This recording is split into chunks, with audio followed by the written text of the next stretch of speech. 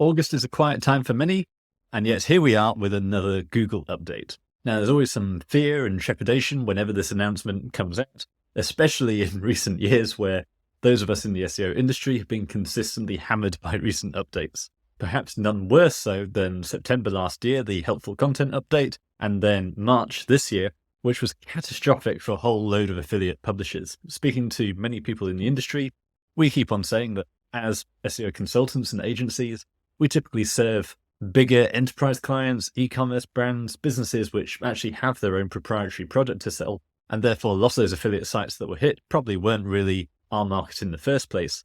But what we've noticed is a big shrinkage in the overall SEO market, because all those affiliates, those poor bloggers just trying to make a bit more money online, been a fantastic side hustle for many years, suddenly that model got much harder. And so while SEO is alive and well and delivering millions and millions for big established businesses and even smaller e-com brands and services, it has got much harder for these kinds of publishers who have simply left the market a lot of the time, waiting for a miracle. But on the face of it, this new update promises to be that miracle. Google has specifically said that this August update is meant to take into account a lot of the feedback in response to the March update, because I think we can all agree the March update was truly destructive for a lot of us. Yes, we get it that publishing lots of affiliate spam for commissions and banner ads does obviously have questionable value, but it's fair to say that there are plenty of really good quality sites as well, plenty of passion projects written by experts who are always doing their best to produce high quality websites, high quality information,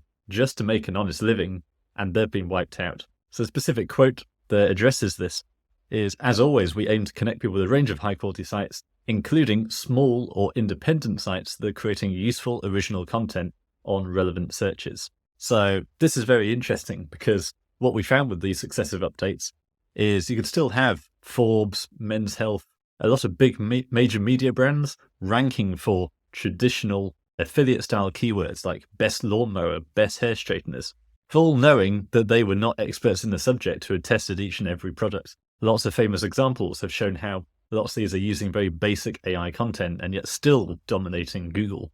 So this is a real frustration a lot of us have had with the March update, is that even though Google will talk about having this better value, better quality content, instead it just seems to have killed off a lot of the smaller independents, while a lot of the big megacorps still thrive. So the big question we have to ask ourselves here is, how valid is this? We have had these updates before where Google does sound optimistic for these kinds of publishers, and the result is just the other way round. These publishers lose more and more share, or even have 90% of their traffic wiped out, as we've seen recently. Now, the first thing with any Google update is simply to step back. I know it's difficult.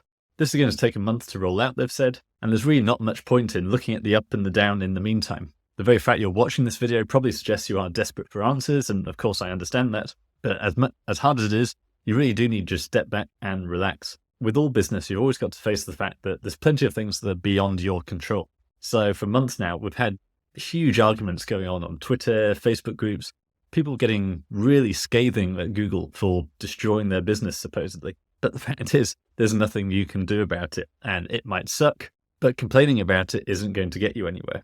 Just look at people like Miles Beckler, who talked about how they first got into affiliate marketing with MySpace something like 20 years ago, and it worked really well for a while, and then MySpace made some changes, and suddenly they were wiped out. So it really does happen. That doesn't make it any less painful when it does happen. But I think what a lot of us complaining on Twitter really need to realize is, if you were making a load of money with SEO on Google 2 years ago, and that's been wiped out in the last 6 months, you've still got to face the fact you made that money because of Google. It was a gift. And yes, you worked hard for it, but I think as SEOs, we've had an easy ride for a long time because Google had that 90-95% market share of the search market. We were able to reverse engineer that algorithm, rank at the top, and have a really good run of years and years of where we could just publish blog content in the right way and make serious money from it.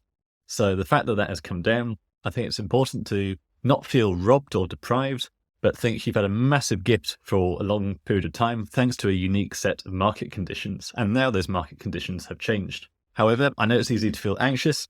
So let's go through and have a look at what's going on so far.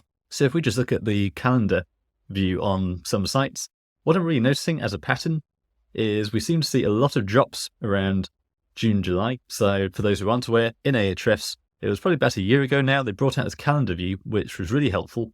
because it gives you an indication of, as a whole, are your keywords moving up or down? And so the deeper green you get, the more upward movements, the more red you get, the more downward movements. So generally, I would say July was looking more towards the red than the green. Not a whole lot going either way.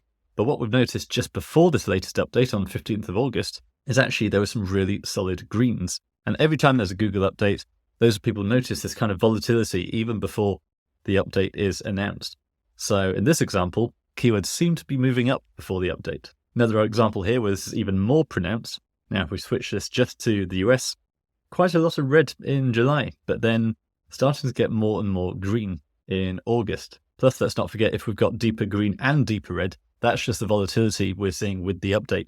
Keywords shifting all over the place. If we take a really big example here of NerdWallet, we can see no clear trends in July, but then actually in the beginning of August, some really big drops actually on the 7th and the 8th. And ever since then, the drops do seem to have been winning. So NerdWallet would be a good example to look at because that is a high quality affiliate website.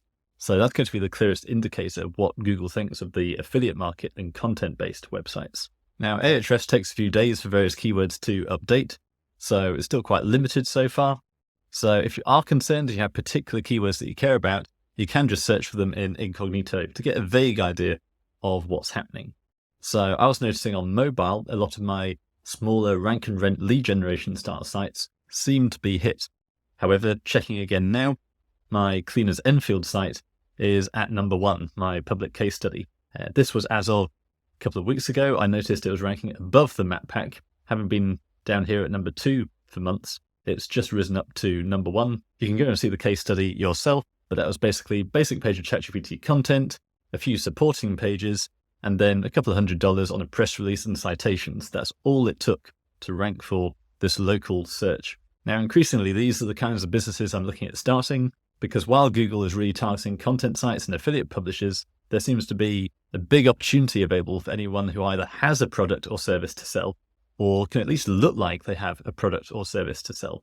So if you're doing rank and rent style lead generation, where you just have a booking form and a phone number, that looks like a totally plausible business. It's going to be very difficult for Google to actually figure out that you're then referring the leads out somewhere else. And loads of businesses work that way. Even something like an insurance company, typically the broker is just acting on behalf of underwriters. And that's a business that's been going for hundreds of years. I'd say very difficult to draw any conclusions yet. But what I am going to do is give you my full Google Update Recovery Guide, where I'll give you every step I go through to try and measure what's actually happening with a Google Update on my own specific sites, in terms of looking at the on-page, looking at the off-page, and looking at the individual search results for my key keywords to try and work out who are the winners, who are the losers, and therefore what are the key signals that have actually changed as a result of this update. This is going to be completely free. I will leave a link below. I've still not worked out yet whether I'm going to do a video course for it or just a written guide and checklist. So feel free to let me know in the comments. Just comment either course or guide, depending on which of those you would prefer. And obviously, whichever one wins, I will then provide. But first, before you do that, fill in the form via the link below, and then you'll be on the list. So that whatever format I publish that in, you'll get it first for free. Down the line, I probably will charge for it, but if you've watched this video and you've signed up, it will be free. And you might have noticed I have a tab open for flights to Las Vegas. That's because in November, I'm going to be speaking at SEO Rockstars. So I'll leave a link below for you to sign up there. If you are in the US and you want to come and hear from a really elite lineup of speakers, I'm getting imposter syndrome here, some seriously big names here, then obviously make sure you get a ticket to that and come to Vegas. I'll leave a link below. I'm always telling people, if you want to get the very best insights into what's working in SEO right now, then hang out with some elite SEOs in the bar over a few drinks and the secrets will spill out. So hopefully some good news on the horizon, finally, for all those publishers who have been hit, myself included, in the March update. But in the meantime, if you're noticing some tremors in your traffic and you want to try and make sure you're in the best position to thrive in Q4, now is absolutely a time to get ready for the most profitable end of the year. Remember, most retail sales happen in Q4, tends to represent the vast majority of most company profits. And even in the B2B world, that B2C world therefore tends to reflect in the B2B world that increase in liquidity, people spending money. And so in the B2B sector as well, the end of the year through to January when budgets get decided, that's also a very profitable time. And the time to start is now. We're just coming to the end of the holiday season. So absolutely make the most of your final weeks of rest But if you want to take action for a really profitable Q4, now is the time to act and start building that momentum so that come September, you have your strategy in place and you can dominate the search results. And I'll say again, I'm going to give away for free my complete process whenever I'm diagnosing what's happening in the latest Google update. I do it every time an update comes out. Every time a client comes to me with a site that's dropped and they need help, just comment below whether you want a course or a written guide, because whichever one gets the most, I will provide.